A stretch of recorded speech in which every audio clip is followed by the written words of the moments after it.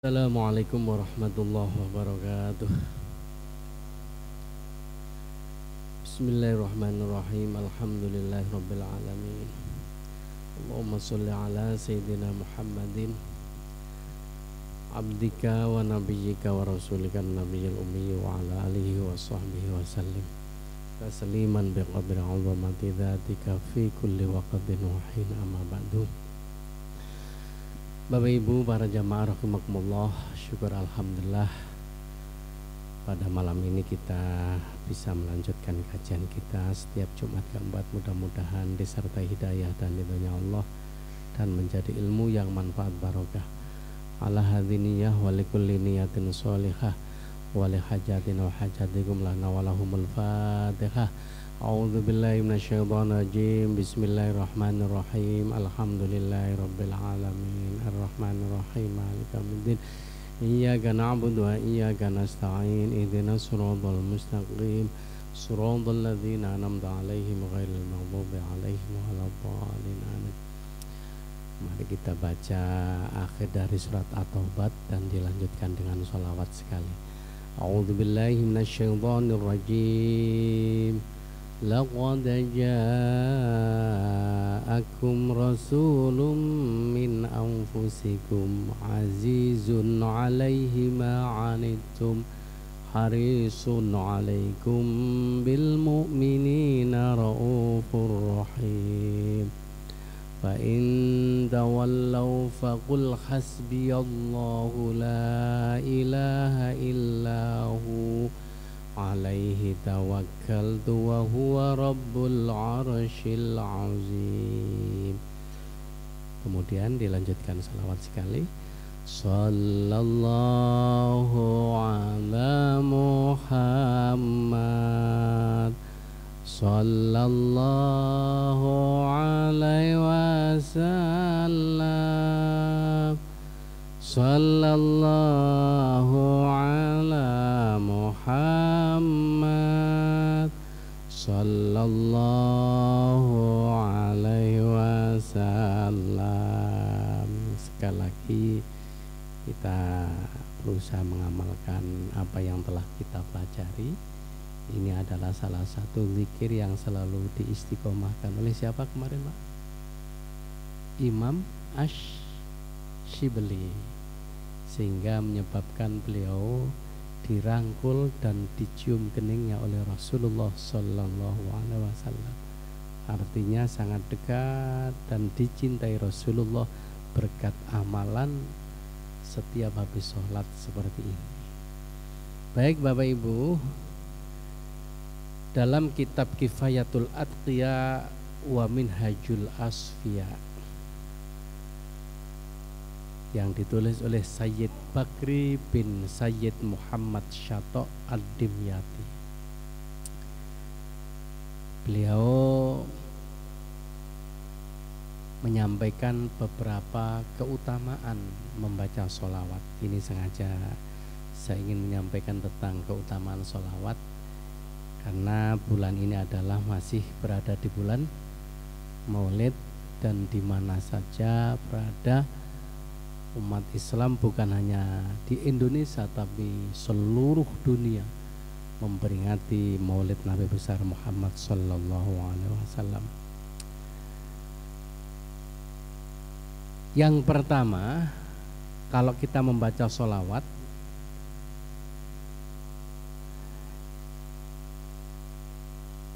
hikmah atau fadilahnya adalah sholatul malikil ghafar. Kita akan selalu dirahmati Allah, akan selalu mendapatkan rahmat dan kasih sayangnya Allah. Dan ini hadisnya sangat populer yang sudah berulang-ulang disampaikan oleh para khotib, para dai. Man shalla alayya sholatan wahidatan sallallahu alaihi asyran.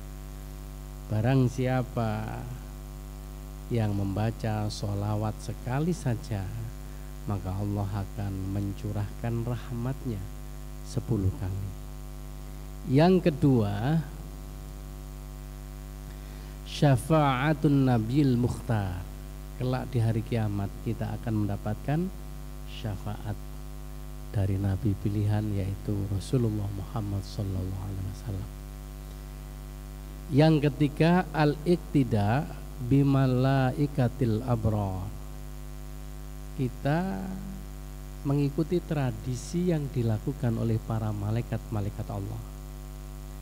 Jadi yang membaca sholawat ini bukan hanya kalangan manusia, tapi sebagaimana firman Allah, innallaha wa malaikatahu yusholluna 'alan nabi ya ayyuhalladzina amanu shollu 'alaihi wa sallimu taslima.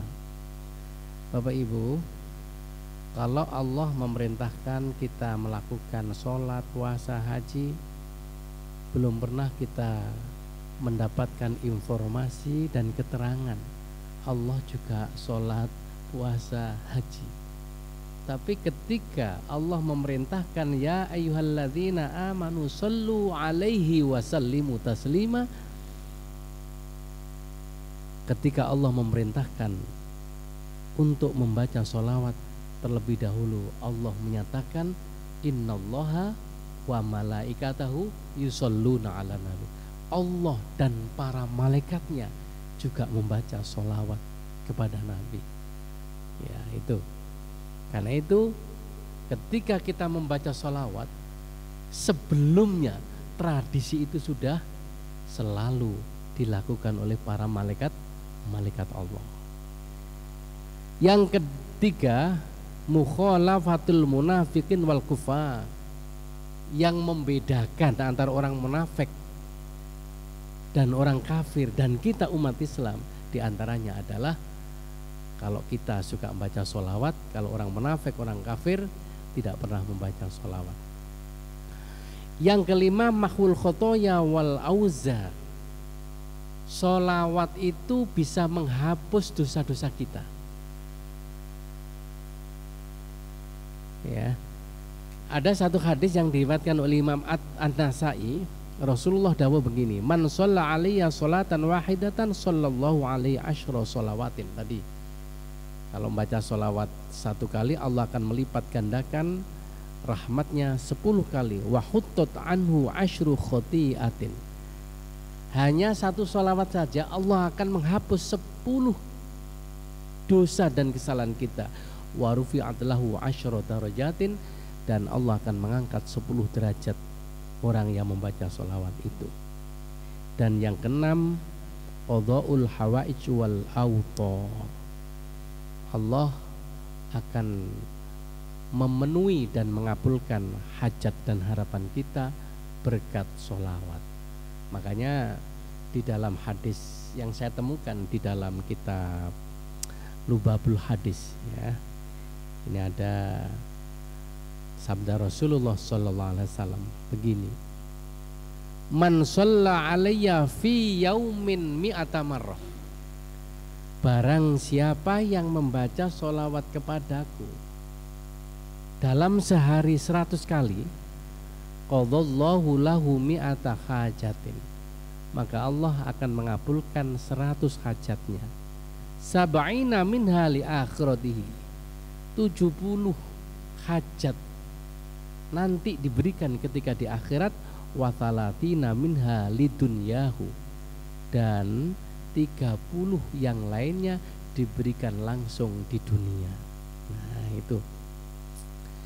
Jadi ada 100 hajat yang diberikan kepada hambanya, cuma tidak semuanya diberikan di dunia.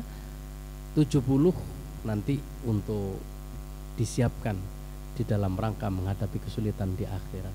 Saya kemudian membayangkan itu barangkali sengaja disimpan oleh Allah dan sengaja diberikan ketika di akhirat dalam rangka untuk mendapatkan syafaat dari Rasulullah Sallallahu Alaihi Wasallam di saat kita nanti menghadapi kesulitan besar saat di yaumil hisab. Ya. Nah, Bapak Ibu yang kami hormati, hanya saja doa-doa kita itu dikabulkan oleh Allah. Cuma ini ada hadis di mana Rasulullah bersabda begini, ma min du'ain illa bainahu wa bainas sama'i hijabun. Tidaklah sebuah doa dipanjatkan kecuali doa itu ada di antara langit dan bumi, hatta yusolliya alayya, sehingga orang tersebut membaca sholawat kepadaku. Fa idza shalla alayya in kharaqa dzalikal hijab wa rufi'ad du'a. Ketika orang itu membaca sholawat sebelum berdoa, maka hijab atau penutup yang menghalangi tembusnya doa ke langit ini menjadi terbakar. Wa rufi'ad du'a, sehingga doa-doa kita bisa tembus dan diangkat ke langit, ya. Ini sumbernya sekali lagi dari kitab Lubabul Hadis dan juga Kifayatul Atqiya wa Minhajul Asfiya, ya. Nah, yang ketujuh, di antara fadilah atau keutamaan membaca sholawat adalah tanwiruz zawahir wal asrol, sebagai penerang zahir dan batin, ya. Jadi kula jenengan nek sumpek, ya perbanyaklah baca sholawat. Makanya ada dalam kitab Mawahib Al-Mukhtar, ada seorang ulama yang bernama mohon maaf, dalam kitab Fawatihul Mukhtar ada seorang ulama bernama Mawahib Asy-Syadzili. Beliau mengatakan begini, Ra'aitu Sayyidal Alamin sallallahu alaihi wasallam fil manam. Aku pernah bertemu Rasulullah sallallahu alaihi wasallam dalam mimpi, sehingga kesempatan itu tidak aku sia-siakan. Mumpung ketemu Rasulullah, mumpung bertemu, akhirnya aku sempatkan untuk konfirmasi dan bertanya tentang sabda Rasulullah yang tadi saya katakan, barang siapa yang membaca sholawat 1 kali, maka Allah akan mencurahkan rahmatnya 10 kali. Pertanyaannya, ya Rasulullah, hal liman hadharul qalba, apakah ketika membaca sholawat sekali kepadamu dan Allah akan mencurahkan rahmatnya 10 kali, itu dengan hati yang khusyuk, penuh konsentrasi, penuh keikhlasan? Dijawab oleh Allah, la bal likulli man shalla alayya walau ghafilan. Meskipun orang tersebut ketika membaca sholawat hatinya lalai atau tidak khusyuk dan tidak konsentrasi, makanya kemudian para ulama menyebutkan begini, Bapak Ibu, kalau melakukan ibadah-ibadah lain seperti membaca Quran, itu kalau tidak ikhlas tidak akan diterima oleh Allah. Misale kula jenengan pas dilalah makmume marotuwa dadi imam, wah ini ana marotuwa suarane enak-enak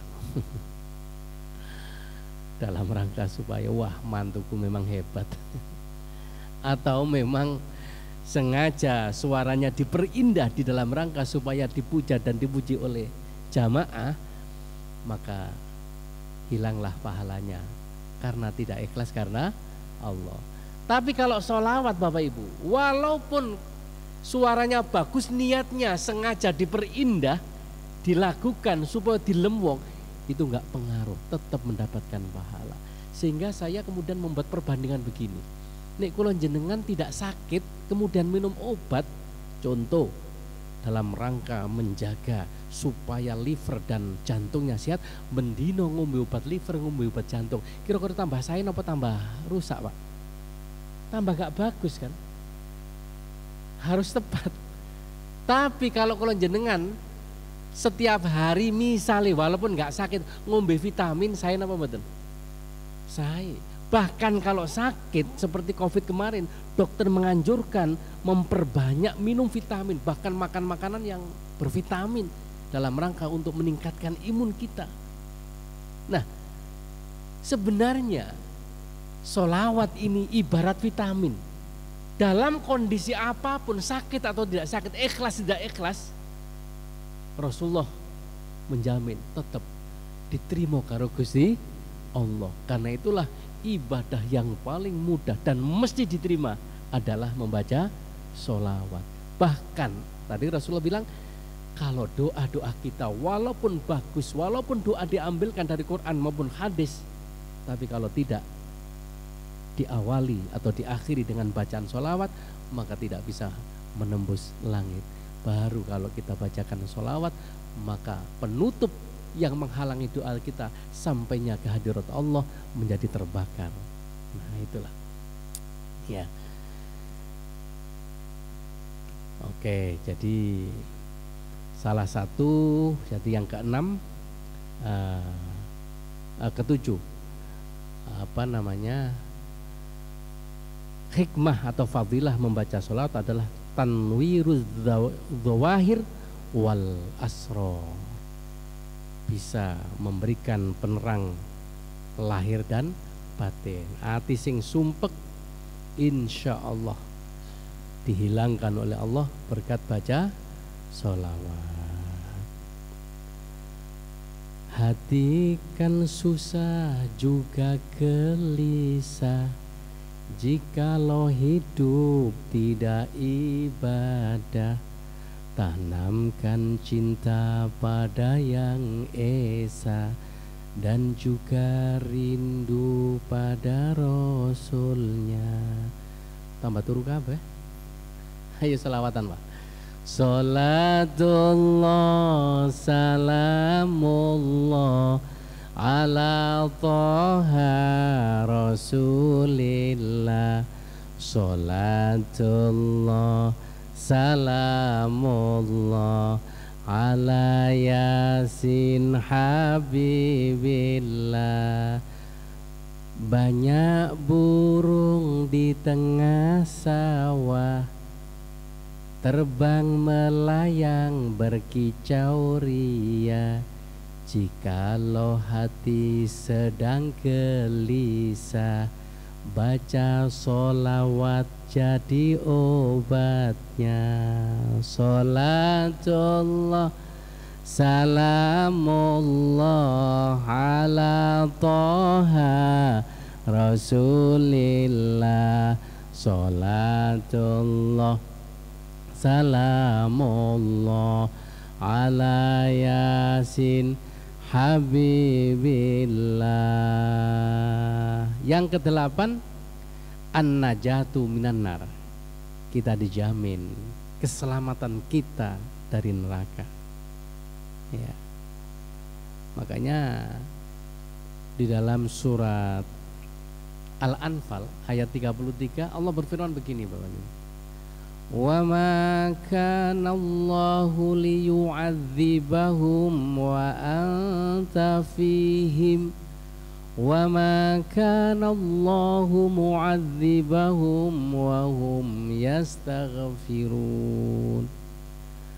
Allah tidak akan memberikan azab atau siksa kepada suatu kaum wa anta fihim, sementara engkau berada di tengah-tengah mereka, wahai Muhammad. Wa ma kana Allahu mu'adzibahum wa hum yastaghfirun, dan Gusti Allah tidak akan mengazab menyiksa suatu kaum wa hum yastaghfirun, selama kaum itu mau memohon ampun kepada Allah dengan memperbanyak membaca istighfar. Jadi itu. Makanya kemudian Rasulullah bersabda begini, sallu alayya fa innas salata alayya zakatul lakum. Perbanyaklah bacaan solawat di antara kalian, karena solawat yang kalian baca itu bisa menghapus dosa-dosa kalian.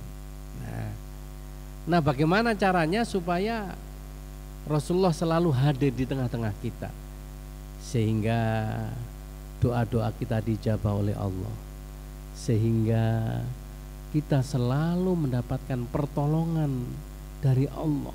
Bahkan kelak di akhirat kita akan mendapatkan syafaat Rasulullah, dan Allah tidak akan menyiksa kita.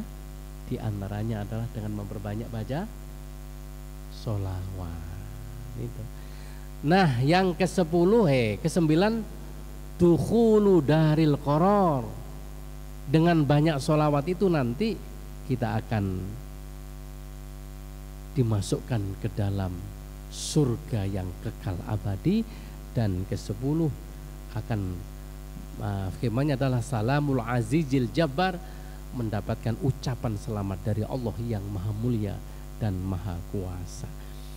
Sekali lagi Bapak Ibu yang kami hormati, semua 10 fadilah yang disampaikan oleh Syekh Bakri bin Said Muhammad Syatu Ad-Dimyati itu saya temukan dasarnya berdasarkan hadis-hadis Nabi yang saya temukan di dalam kitab Lubabul Hadis.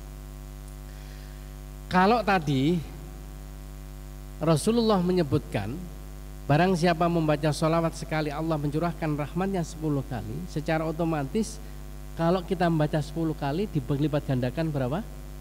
100. Nah, kalau 100 kali maka Allah akan mengabulkan 100 hajatnya.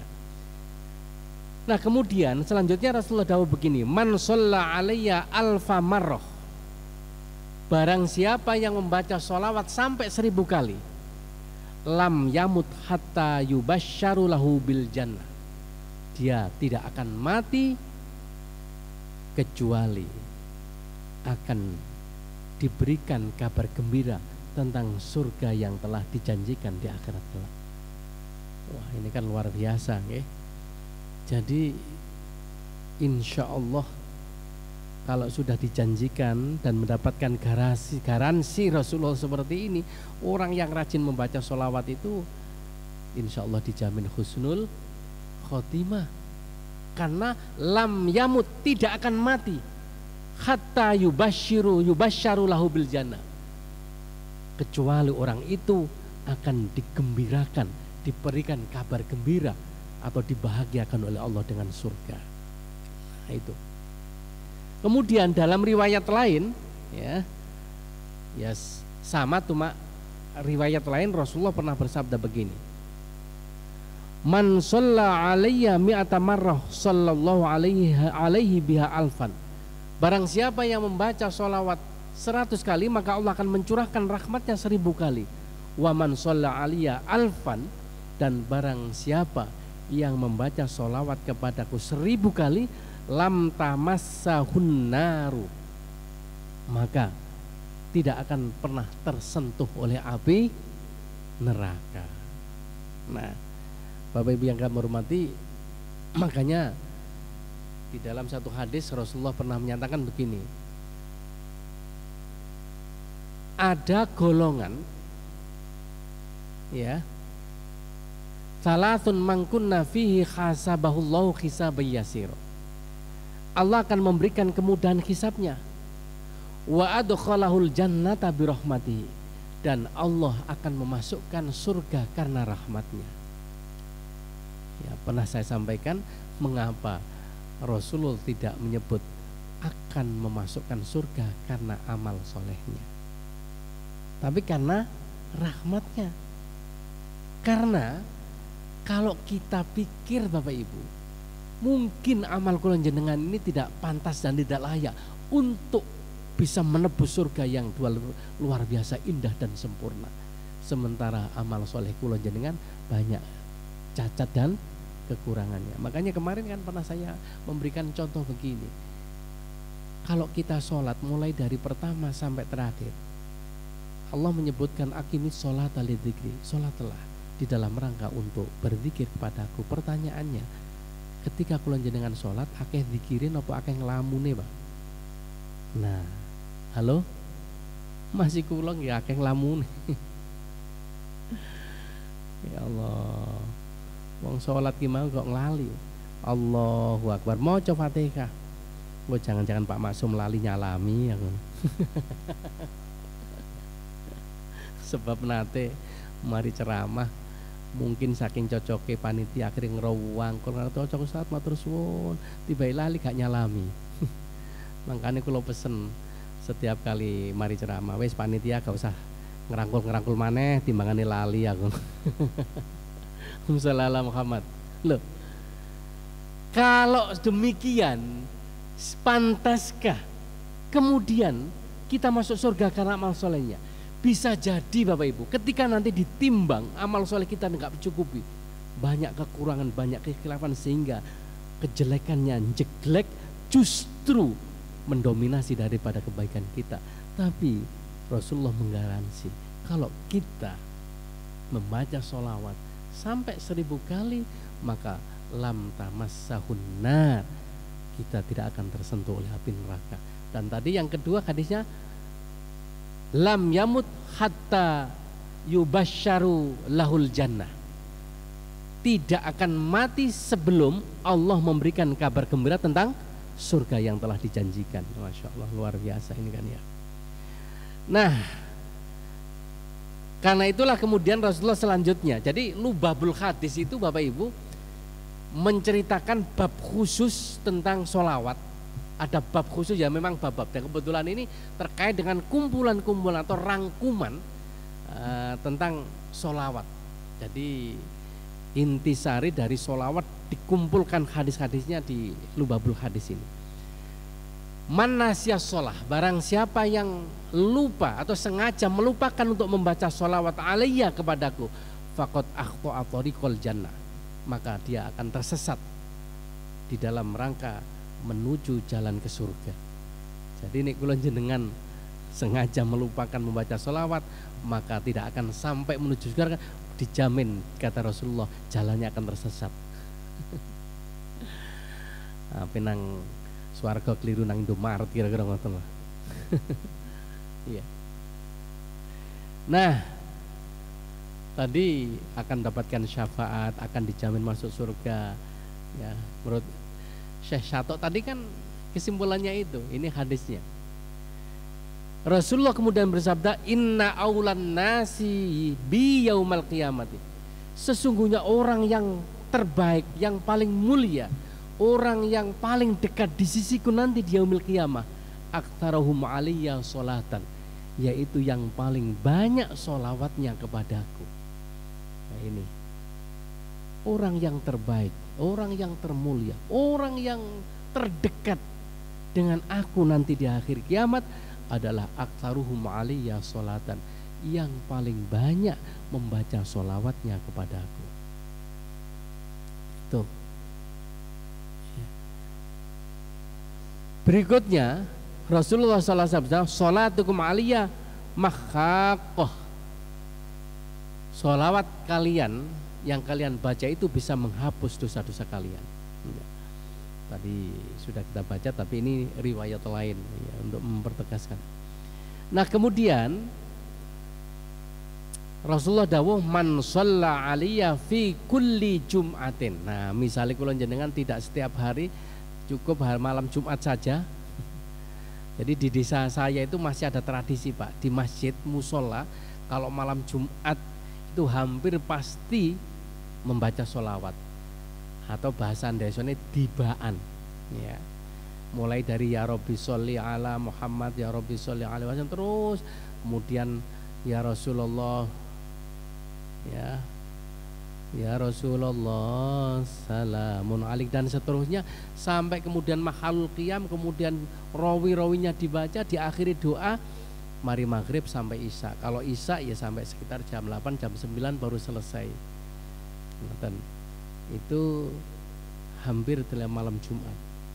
Nah kalau orang itu membaca sholawat hanya tiap malam Jumat saja, arba'ina marrah, 40 kali, mahallahu dzunubahu kullau, maka Allah akan menghapus semua dosa-dosanya ya. Nah, itu jadi dosa-dosa kita akan diampuni oleh Allah. Nah itulah Bapak Ibu yang kami hormati, ternyata sudah habis. Ini isanya jam berapa Pak? Oh, masih 10 menit ya. Baik, biar ada dialog karena kemarin sudah nggak pernah ada tanya jawab, mungkin ada yang perlu dikonfirmasikan Bapak Ibu, mungkin terkait dengan sholawat atau masalah lainnya. Jadi sholawat ini bisa untuk modal dalam rangka mempermudah semua urusan kita, baik dunia maupun urusan akhirat ya.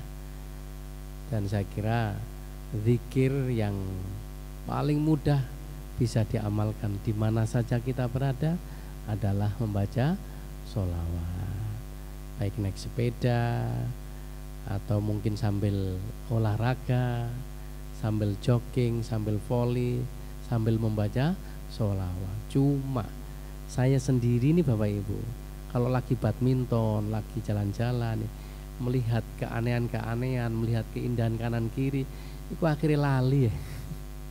Itu. Makanya lesan ini dalam rangka untuk membimbing hati itu perlu diucapkan. Jadi kalau nggak diucapkan itu menengah sambil zikir itu memang lali. Makanya pernah ada seorang sahabat yang mengadu kepada Rasulullah SAW tentang bacaan zikirnya. Jadi kebiasaan Sayyidina Abu Bakar As-Siddiq itu kalau zikir sambil diam, nggak ada kalimat yang diucapkan. Tapi kalau Umar bin Khattab zikir itu keras sehingga orang kanan kiri itu mendengarkan. Kemudian ada seorang sahabat namanya Ammar, itu kalau membaca ayat gurung tutuk sak surat kemudian disambung dengan ayat-ayat yang lain, campur aduk lah ngoten. Akhirnya ditanyakan kepada Rasulullah SAW, kenapa wahai Abu Bakar kalau kamu berzikir kok diam? Karena innallaha alimun bidzatis sudur, Allah Maha tahu apa yang menjadi gerak kerenteke hati. Jadi saya tidak perlu untuk mengucapkan dengan kalimat. Kemudian ketika Umar bin Khattab ditanya, jawabnya, kenapa jawabnya? Mungkin ada yang pernah tahu atau saya terangkan, kayaknya sudah pernah. Ternyata jawabnya Umar, aku ingin mengusir setan. Nah, Bapak Ibu, pernah suatu ketika, ini saya ceritakan kembali, Rasulullah itu kan pernah layah-layah sambil menunggu waktu sholat. Di sampingnya sahabat Umar bin Khattab melihat orang yang sedang tawaf. Mungkin karena saking sayanya sampai Umar bin Khattab tertidur di samping Rasulullah. Dilalah ada setan masuk. Ketika ada orang sholat, justru dibiarkan oleh setan, tidak digoda. Justru setan itu nunggoi Umar bin Khattab dan ngipasi. Kemudian ditanya, wahai setan, kenapa kamu tidak menggoda orang sholat itu? Kok Umar yang sedang tidur justru kamu kipasi? Jawab setan, ya Muhammad, tolong diperhatikan sholatnya orang itu cepat sekali. Ada satu rukun yang tidak dilakukan orang itu adalah apa? Tumak nina. Jadi tanpa saya goda pun sholatnya tidak akan diterima oleh Allah. Tapi kalau sampai orang ini bangun, orang itu pasti didudukkan dan dikasih tahu bagaimana cara sholat yang benar. Karena itu supaya mboten tangi kula kipasi jari ngoten. Masya Allah, begitu setan ngalih, Umar bangun, dikasih tahu Rasulullah, langsung dijuluki Al-Faruq, Umar Al-Faruq. Al-Faruq itu artinya firqah. Setan itu lari dan memisahkan diri dengan Umar bin Khattab. Jadi setan itu takut kepada Umar bin Khattab. Makanya saya pernah menceritakan, bebek saya itu pernah mengigau, ngomel Pak, karena ketempelan.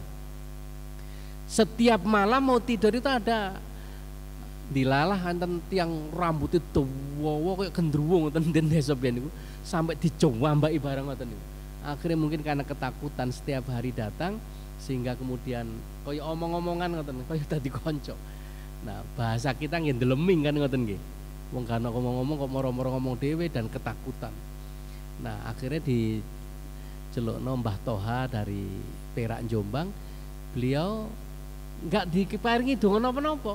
setiap pintu masuk itu ditulis Umar Al-Faruq, Umar Al-Faruq ngoten. Dan setelah itu setan itu langsung nggak pernah datang lagi. Dan alhamdulillah tiap malam akhirnya tidur bisa nyenyak. Nah, ya, jadi Umar Al-Faruq. Makanya kalau jenengan dicoba aja. Nanti kalau ada orang ketempelan, Umar disuruh Umar Al-Faruq. Ya. Nek ditulis Saiful Jazil jari setan koncoku iki. Nah, ini salah satu karomahnya, keistimewanya Umar bin Khattab. Sehingga Umar bin Khattab itu kalau membaca doa dengan keras karena apa? Ingin mengusir setan. Kalau Umar datang langsung setan lari, nggak jadi masuk ke masjid. Ternyata di dalam ada Umar bin Khattab. Nah, ketika Ammar ditanya, wahai Ammar, kenapa kamu kalau doa itu membaca Quran belum selesai? Iya, ternyata disambung dengan ayat yang lain. Itu Rasulullah menyatakan itu bagus, ya, artinya tidak salah. Walaupun hanya satu surat kemudian satu ayat disambung dengan ayat lain. Sehingga kalau jenengan misalnya rakaat pertama maca surat Al-Baqarah, kemudian rakaat kedua membaca surat Yasin satu ayat, itu nggak apa-apa, walaupun nggak langsung. Tapi yang penting jangan nyungsang. Misalnya nyungsang itu Al-Baqarah kan di awal, Yasin kan di belakang, maka jangan dibaca Yasin dulu kemudian surat Al-Baqarah. Sebaiknya yang awal didahulukan, baru surat-surat yang belakang dikemudiankan.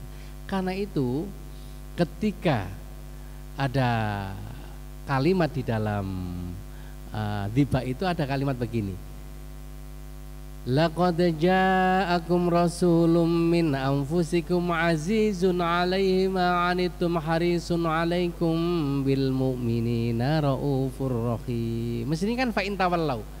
Tapi kemudian dilanjutkan di mana? Innallaha wa malaikatahu yusholluna 'alan nabiy ya ayyuhalladzina amanu shollu 'alaihi wa sallimu taslima. Ngoten. Sehingga saya kemudian berpikir, oh nek ngono tahlil itu disusun berdasarkan zikir dan wiritannya siapa? Ammar. Coba, zikir kan pertama mesti Al-Fatihah.